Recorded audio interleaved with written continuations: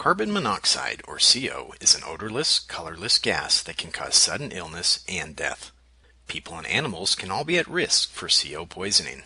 Certain groups, such as unborn babies, infants, and people with chronic heart disease, anemia, or respiratory problems, are more susceptible to its effects. According to the CDC, each year more than 400 Americans die from unintentional carbon monoxide poisoning. More than 20,000 visit the emergency room, and more than 4,000 are hospitalized due to CO poisoning. Fatalities are highest among people 65 and older. Carbon monoxide is found in combustion fumes, such as those produced by cars and trucks, small gasoline engines, stoves, lanterns, burning charcoal and wood, and gas ranges and heating systems. CO from these sources can build up in an enclosed or semi-enclosed space, and people or animals in these spaces can be poisoned by breathing it. Red blood cells pick up carbon monoxide quicker than it picks up oxygen. If there is a lot of CO in the air, the body may replace oxygen in the blood with carbon monoxide.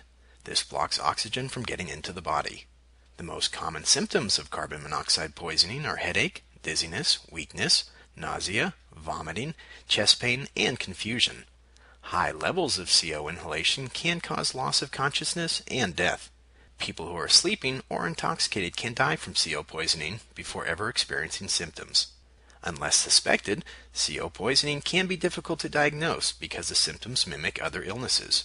Fortunately, there are carbon monoxide detectors that people can install in their homes.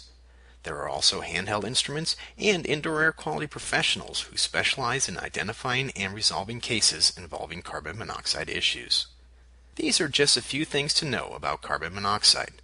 To learn more about CO or other health and safety, occupational, or indoor air quality issues, please visit the website shown on the screen.